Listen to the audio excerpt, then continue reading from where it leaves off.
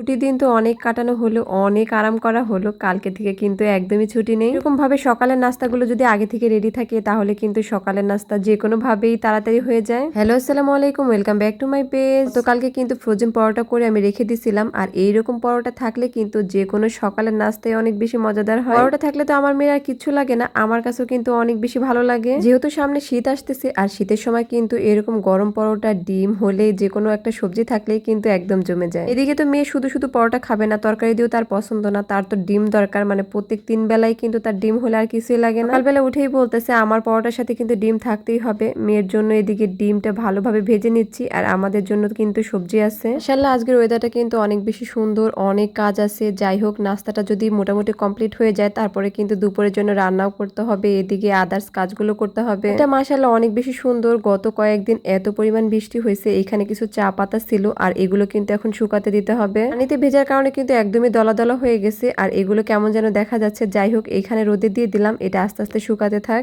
বালতির মতো কাপড় চোপড় ভিজাইছি, সেগুলো কাচতে হবে। যাই হোক, মাশাআল্লাহ ওয়েদারটা বেশ সুন্দর। আজকের ওয়েদারটা মনে হচ্ছে এভাবেই যাবে। এখানে মেয়ে যে কি করতেছে প্রত্যেক দিনই, তার কোনো না কোনো কিছু আর্ট থাকি। এখানে একটা কার্টুনের মতো কি কি যেন বানাচ্ছে, আমি আবার সেটা এসে দেখতেছি। আলহামদুলিল্লাহ, সকালের নাস্তাটা তো একদমই কমপ্লিট হয়ে গেছে। এইখানে কিন্তু এখন দুপুরের জন্য আমি রান্নার প্রস্তুতি নিচ্ছি। স্কুল তো অনেকদিন ছুটি ছিল, যাই হোক কালকে থেকে কিন্তু স্কুলটা খুলে দিবে, আর এরকম কিন্তু আরাম হবে না বাসায় বসে থাকা। মাশাআল্লাহ, গত কয়েকদিন কিন্তু অনেক ভালোভাবে দিনগুলো গেল। যাই হোক, সবকিছুর জন্য আলহামদুলিল্লাহ। এদিকে ফাইনালি আমার মেয়েটা এই যে বানিয়ে দিছে আমার হাতে, আমি তো একদম পুরো অবাক হয়ে গেছি। এটা কি বানাইছে আমি প্রথমে বুঝতে পারতেছিলাম না, পরে আমাকে বলতেছে এটা নাকি একটা হার্ডবোর্ড হবে, মানে পরীক্ষা যেটাই দেয় সেই হার্ডবোর্ড। যাই হোক, অনেক কিউট ছিল দেখতে, মাশাআল্লাহ অনেক বেশি সুন্দর হয়েছে। একা একা বসে কত কিছু যে আরো এরকম বানায়। তারপরে এই তো আমি আমার মেয়ের সাথে গল্প করতে করতে সব সবজিগুলো কেটে নিয়ে আসছি, আর এখন কিন্তু দুপুরের জন্য আমি রান্নাটাও বসিয়ে দিচ্ছি। ছোট কিছু চিংড়ি মাছ ছিল, কি করব সেটাই বুঝতে পারতেছিলাম না। যাই হোক, এরকম ছোট ছোট চিংড়ি দিয়ে কিন্তু ভর্তা অনেক বেশি মজা লাগে। ভর্তা তো সবসময় খাওয়া হয়, অনেক রেসিপি করা হয়। আজকে ভাবলাম ধুন্দুল দিয়ে একদম ছোট একটু আলু দিয়ে তারপরে একদম ঝোলঝোল করে রান্না করব। সবসময় যখন মাছ একদম বড় মাছ খেতে ইচ্ছে করে না, তখন কিন্তু এরকম ছোট মাছ এইভাবে ঝোলঝোল করে রান্না করলে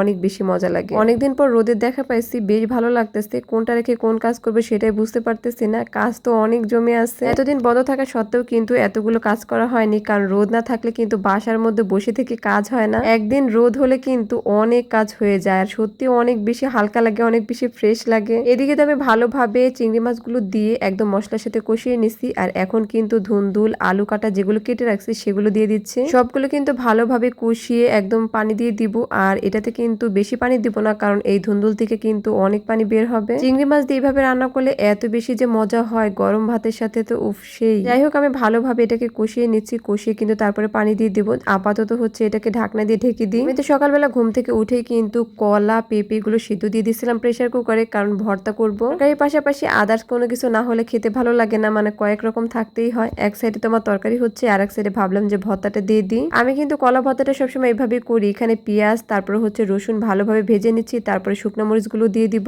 ছোট 2টা কলা দিচ্ছি, আর এখানে কিন্তু সিদ্ধ হয়ে গেছে, আমি এগুলো কেটেও রাখছি। আমি হালকা সবকিছু একটু ভেজে নিব। কলাগুলো যেহেতু সিদ্ধ আছে, তারপরে এরকম তেলে একটু ভেজে নিলে কিন্তু ওটার যে স্মেল সেটা কিন্তু অনেক বেশি ভালো আসে। কলা ভর্তা এমনিতে অনেক বেশি মজাদার, আর এইভাবে যদি ভর্তা করেন না পাটায় বেটে, তাহলে কিন্তু আরো বেশি মজার লাগে। অনেকেই যারা খাননি এভাবে একবার অন্তত খেয়ে দেখবেন কত বেশি যে মজা হয়। আমার তরকারিটাও হয়ে আসছে। যাই হোক, আমি আর একটু জাল বাড়িয়ে দিলাম, আর একটু লবণ দেখতেছিলাম চেক করে যে লবণ ঠিকঠাক আছে কিনা। যেহেতু তরকারিটা হয়ে গেছে, এখন নামিয়ে ফেলবো, এই জন্য একটু লবণটা চেক করে নিলাম। পরে তো এখানে বিছনা টিছনা সবকিছু গুছিয়ে রাখছি, কারণ এরকম ওয়েদারে কিন্তু সবকিছু পরিষ্কার না থাকলে একদমই ভালো লাগে না। সবকিছুর জন্য আলহামদুলিল্লাহ। সবাই ভালো থাকবেন, আল্লাহ হাফেজ।